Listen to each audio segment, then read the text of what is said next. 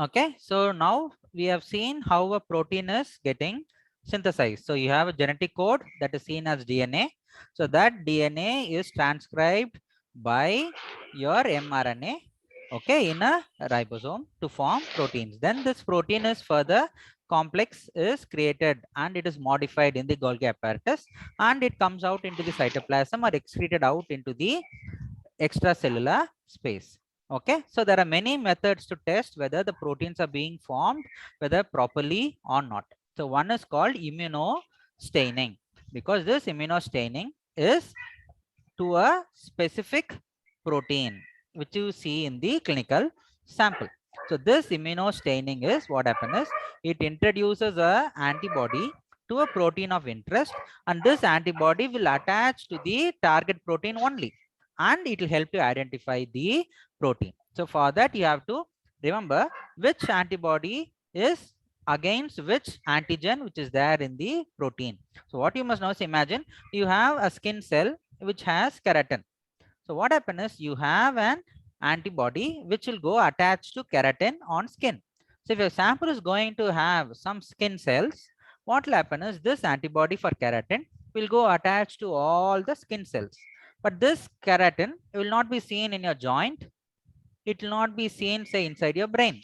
So in that case, what will happen is the sample will be negative and will not be able to identify any positive reaction. So here the specimen is incubated with the primary antibody, and this antibody is binds to the antigen which is there inside the sample, and this primary antibody is usually attached to a dye. The dye can be either a color or a fluorescent molecule which will help to identify the cell in the target sample. So it can be used in two methods. One is called a direct method, where the primary antibody itself has a fluorescent material or a color which will help to identify, or it can be used when a secondary antibody is raised against the primary antibody via fluorescence. What is the meaning of this is, say you have a target.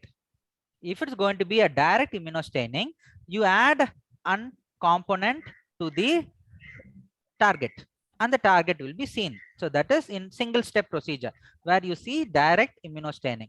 Whereas in secondary antibody, or what you see is an indirect technique, is you have a antibody that goes attaches to the complex, and you have another compound which will go attach only to the complex.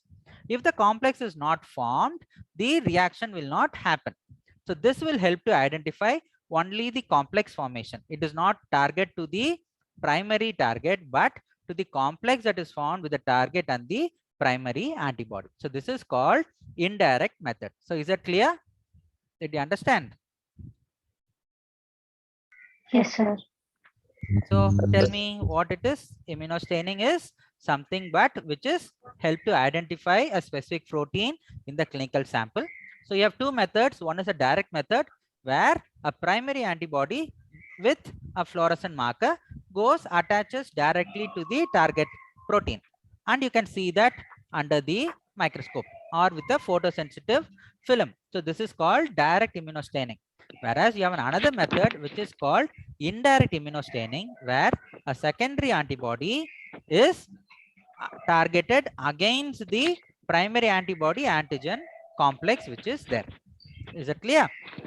This is called immunostaining.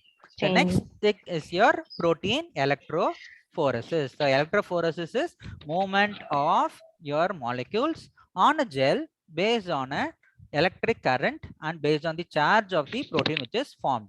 Okay, so in denaturing electrophoresis, a detergent like SDS is used which will disrupt the non-covalent bonding force of the proteins and will segregate the proteins into smaller compounds, and based on the size and the charge of the split up proteins, the proteins will move along the gel, and you can use a specific dye to identify what type of protein is there. And this is used in Western blotting or immunoblotting procedures. So one is immunostaining, where you can directly see the target in a sample, or you can denature the protein and run it on a gel to identify what are its individual components. So is it clear? Any Yes, doubts sir. in these two? So the main purpose of all this studying a molecular biology is to understand its clinical implications. So there are many diseases which are caused by a defect in the protein sequencing, and there are malignancies or cancers which are caused by mutations of the same protein sequencing. Okay, so here for example, one is your sickle cell anemia. You know what is sickle cell anemia? It is a disease of your red blood cells. What happens is, under clinical stress, the shape of the red blood cells changes from your biconcave shape, which is like a sphere. It changes into a sickle. Sickle shape. So once it changes shape, what will happen is it cannot run through the blood vessel. So the RBCs will start accumulating in one spot, preventing a block. Okay, and it will prevent the blood flow, leading to further complications. So that is because of a missense mutation in which a glutamic acid is replaced by valine. So what happens is, in a genetic code, what happens is, instead of glutamic acid, it is replaced by valine. So what happens is, the end protein is not proper.